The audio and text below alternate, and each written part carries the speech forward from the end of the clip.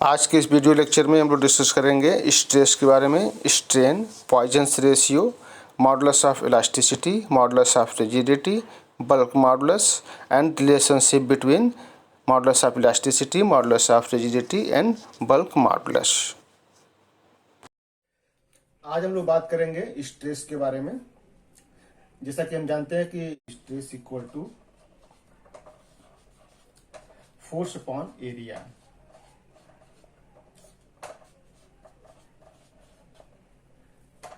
Sigma stress को हम denote करते हैं सिग्मा से। Sigma equal to force upon area. जैसे कोई अगर एक कोई रॉड है, अगर इसमें हम पुलिंग फोर्स लगाते हैं या टेंसाइल फोर्स लगाते हैं और इसका क्रॉस सेक्शन एरिया ए है, अगर इसमें हम टेंसाइल फोर्स लगाएंगे मीन्स जो है पुल करेंगे इसको, तो इसकी लेंथ इंक्रीज होगी और इसका जो डायमीटर है वो डिक्रीज होगा।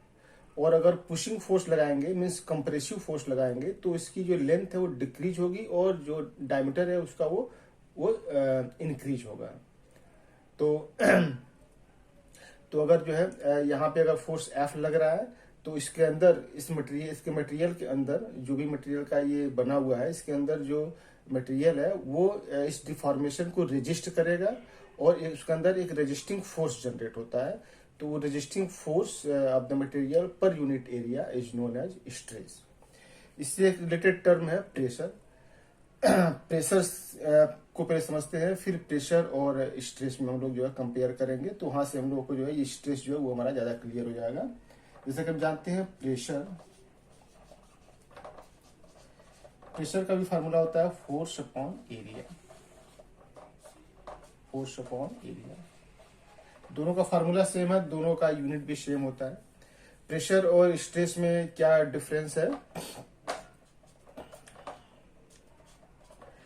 यहाँ पे जो हमने फोर्स लगाया है, तो जो हमने एक्सटर्नल फोर्स लगाया है फोर्स अपॉन एरिया, ये हमारा प्रेशर होता है।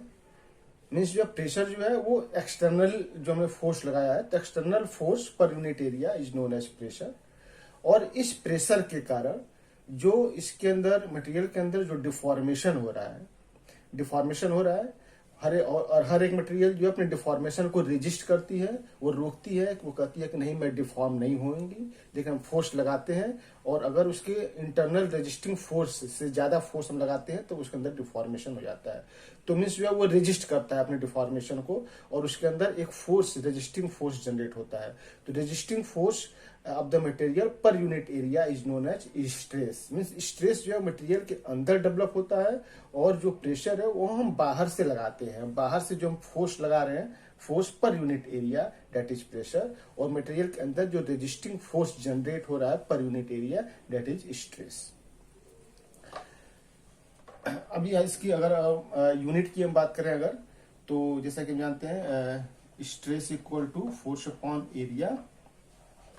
फोर्स की यूनिट न्यूटन एंड एरिया की यूनिट मीटर स्क्वायर। मीन्स इसका यूनिट हो गया newton per metre square. Newton per metre square को ही हम लिखते हैं pascal. PA pascal.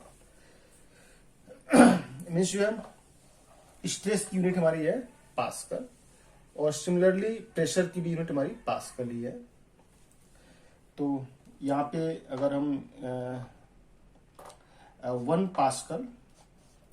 Pascal equal to 1 newton per metre square, या 1 kilo pascal equal to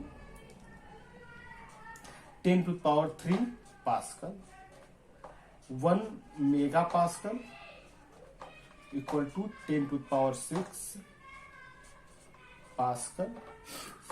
1 giga pascal equal to 10⁹ pascal, या 1 tera pascal equal to 10⁻12 pascal. ये हमारा stress का यूनिट हो गया, और ये प्रेशर की यूनिट भी यही होता है। प्रेशर का एक यूनिट और होता है बार। 1 बार इक्वल टू 10⁵ पास्कल। बार जो है हम प्रेशर के लिए यूज करते हैं, और बाकी हमारा जो पास्कल है इसको हम प्रेशर के लिए भी और स्ट्रेस के लिए भी यूज कर सकते हैं। अब यहाँ पे देखिए, यहाँ पे फोर्स है, तो stress equal to force upon area. Force की यूनिट न्यूटन होता है। तो एक बार हम देख लेते हैं कि ये फोर्स का यूनिट न्यूटन जो है वो कहाँ से आया। जैसा कि हम जानते हैं, force equal to mass into acceleration. Mass into acceleration, force equal to mass into acceleration. Mass की यूनिट होती है केजी, एंड एक्सीलरेशन की यूनिट होती है metre per second square. Means force की यूनिट हो गई KG metre per second square. तो इसी को हम बोलते हैं न्यूटन। तो फोर्स की यूनिट हो गई newton. KG metre per second square is known as newton. तो हम लिख सकते हैं 1 newton equal to 1 KG metre per second square. 1 kilo newton equal to 10⁻³ newton. 1 mega newton equal to 10⁶ newton. 1 giga newton equal to 10⁹ newton. 1 tera newton equal to 10⁻12 newton. अब लोग बात करेंगे types of stress का। There are 3 types of stress: tensile stress, compressive stress and shear stress. अगर हम बात करें tensile stress में, तो अगर हम टेंसाइल फोर्स लगाते हैं, टेंसाइल फोर्स या पुलिंग फोर्स, टेंसाइल फोर्स लगाएंगे या पुलिंग फोर्स लगाते हैं, तो इसकी लेंथ इंक्रीज होगी और क्रॉस सेक्शन एरिया डिक्रीज होगा। तो और जो स्ट्रेस डेवलप होगा मटेरियल के अंदर, sigma T tensile stress, that is equal to tensile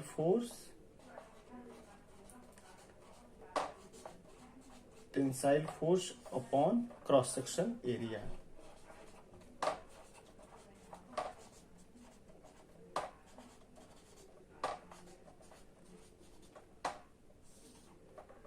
cross sectional area. और अगर हम कंप्रेसिव फोर्स लगाएं, मीन्स जो है पुशिंग फोर्स लगाएं, अगर हम पुशिंग फोर्स लगाते हैं तो इसका जो लेंथ होगा डिक्रीज होगा और क्रॉस सेक्शन एरिया इंक्रीज होगा। और यहाँ पे जो स्ट्रेस डेवलप होगा मटेरियल के अंदर, सिग्मा सी, इसको कहते हैं compressive stress, that is compressive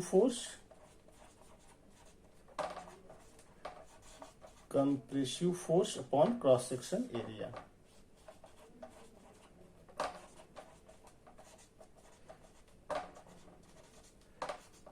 cross sectional area. और अगर शियर स्ट्रेस की बात करें, तो शियर स्ट्रेस जो है, जैसे कि टेंसाइल स्ट्रेस और कंप्रेसिव स्ट्रेस में जो हम फोर्स लगा रहे थे, वो जिस एरिया पे लग रहा था उस एरिया के नॉर्मल डायरेक्शन में लग रहा था।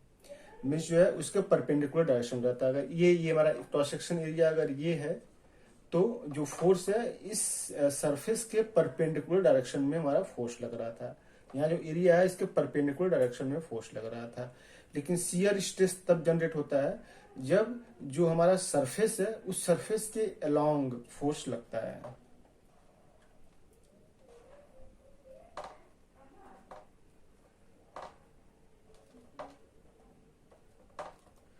इसे अगर ये फोर्स लग रहा है, shear force, this is the shear force, यहाँ पे जो है, जो हमारा सरफेस है, क्रॉस सेक्शन एरिया है, इसके अलोंग ये फोर्स लग रहा है, उसी सरफेस के अलोंग फोर्स लग रहा है या सरफेस के पैरेलल डायरेक्शन में फोर्स लग रहा है। यहाँ पे कंप्रेसिव में और टेंसाइल में जो फोर्स लग रहा था, वो जो एरिया जिसपे वो फोर्स लग रहा था उसके परपेंडिकुलर डायरेक्शन में लग रहा था। यहाँ पे उस एरिया के अलोंग या उस एरिया के पैरेलल डायरेक्शन में फोर्स लग रहा है। जैसा कि सीजर से हम जब कट करते हैं, तो सीजर पे जो कट करते हैं, तो जिस प्लेन को हम कट करते हैं उस प्लेन के पैरेलल डायरेक्शन में वो फोर्स लगता है, जिससे कि वो कट जाता है। तो इसकी जो टेंडेंसी होती है वो काटने की होती है, वो काट के इसको अलग कर देती है। तो जिस सरफेस को फोर्स लगा रहे हैं उस सरफेस के पैरेलल डायरेक्शन में ये फोर्स हमारा लगता है। तो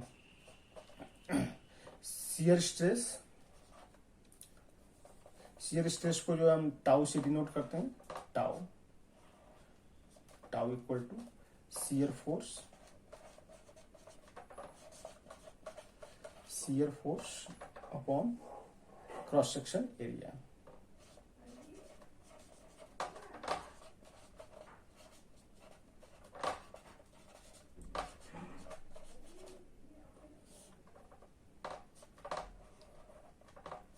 क्रॉस सेक्शन एरिया।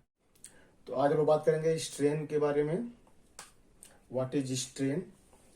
जैसा कि हम लोग पहले भी डिस्कस कर चुके हैं स्ट्रेस वाले टॉपिक पे, कि अगर किसी मेंबर पे अगर हम कोई फोर्स लगाते हैं या स्ट्रेस लगाते हैं, सपोज जो है अगर हम किसी मेंबर पे टेंसाइल स्ट्रेस लगा रहे हैं, सिग्मा टी टेंसाइल स्ट्रेस लगा रहे हैं, तो अगर मेंबर की लेंथ जो है एल है, तो अगर टेंसाइल हम फोर्स लगाते हैं, टेंसाइल स्ट्रेस लगाते हैं, तो इसकी लेंथ जो है वो इंक्रीज होगी, इसकी लेंथ इंक्रीज होगी। सपोज जो है ये डेल्टा एल इंक्रीज हो रहा है,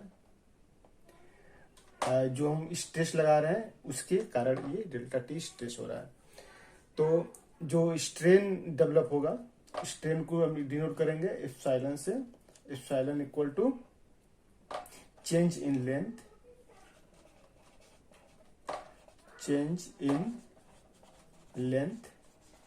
अपॉन ओरिजिनल लेंथ।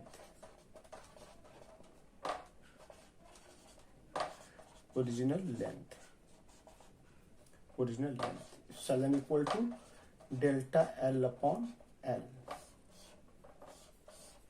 तो ये हमारा हो गया फार्मूला स्ट्रेन के लिए। Strain is the ratio of change in length upon original length.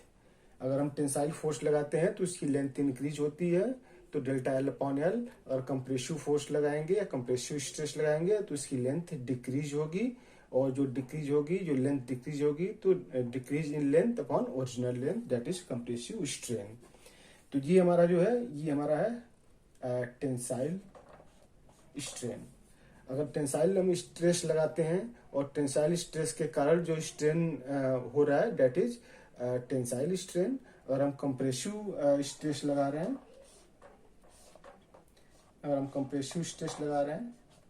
Sigma C,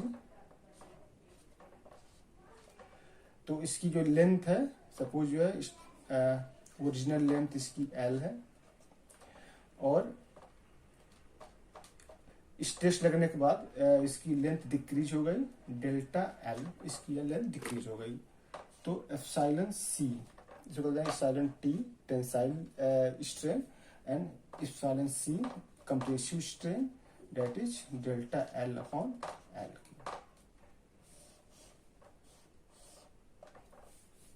और अगर हम शियर स्ट्रेस की बात करें, शियर स्ट्रेन की अगर बात करें, तो जैसा कि हम पहले भी हम लोग डिस्कस कर चुके हैं कि शियर स्ट्रेन जो है, तब शियर स्ट्रेस जब लगता है जब उसके सरफेस के अलोंग हम जो है स्ट्रेस लगाते हैं। तो सपोज जो है ये कोई मेंबर है, ये इसका एक एंड जो है फिक्स है और जो दूसरा एंड है यहाँ पे जो है शियर स्ट्रेस लग रहा है, शियर स्ट्रेस टाउ लग रहा है। तो शियर स्ट्रेस का इसके अंदर डिफॉर्मेशन होगा, और इसका एक जो एंड है वो फिक्स्ड है, तो इसलिए जो दूसरा एंड है उसमें डिफॉर्मेशन होगा, और ये कुछ इस तरीके से बेंड हो जाएगा, डिफॉर्म हो जाएगा इस तरीके से। सपोज ये एंगल जो है वो फाई है, फाई एंगल। तो जो स्ट्रेन यहाँ पे होगा shear strain sigma epsilon S equal to phi,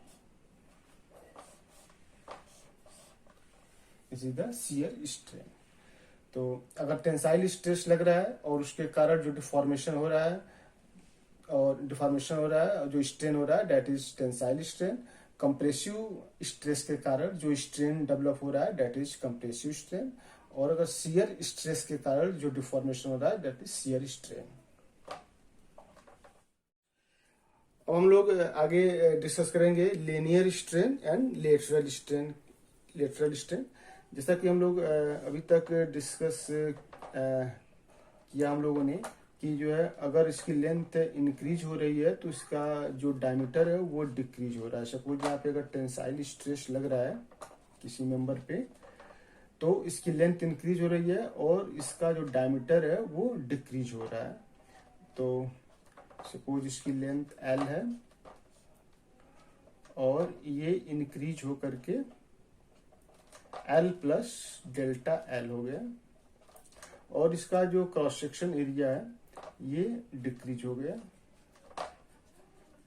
diameter इसका डिक्रीज हो गया।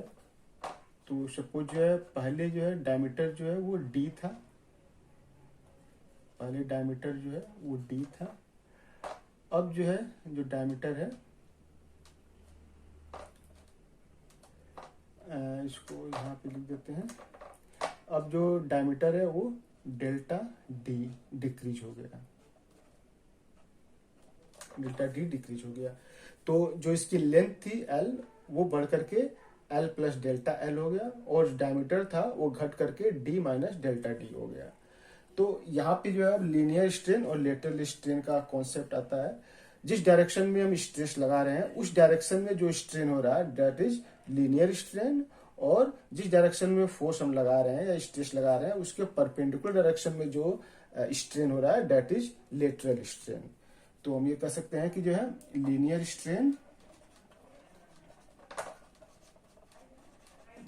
Strain equal to delta L upon L के एंड लेटरल स्ट्रेन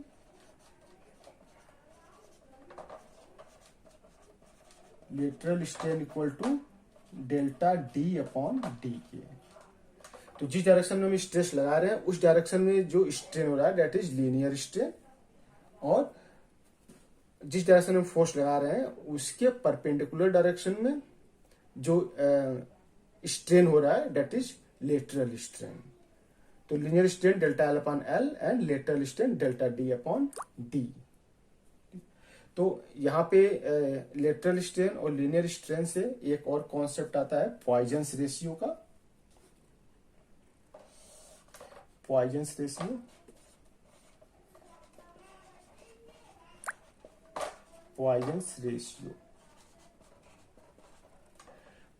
रेशियो को हम म्यू से डिनोट करते हैं या 1 अपॉन एम से डिनोट करते हैं, और ये इक्वल टू होता है lateral strain upon linear strain के।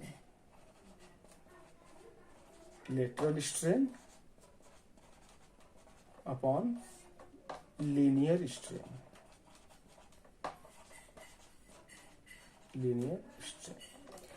तो इससे पहले जो भी हमने स्ट्रेन पढ़ा वो क्या था, वो सारे लीनियर स्ट्रेन थे। वो चाहे जो है कंप्रेसिव स्ट्रेन हो, टेंसाइल स्ट्रेन हो या शियर स्ट्रेन हो, सारे लीनियर स्ट्रेन थे।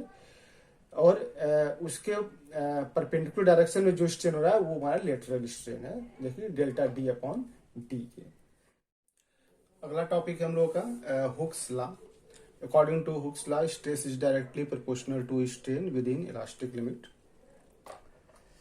Stress is directly proportional to strain. Stress equal to E epsilon,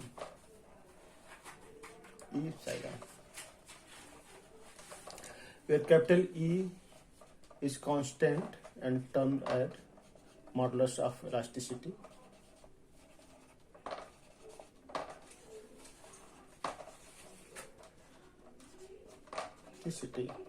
Modulus of elasticity capital E equal to stress upon strain.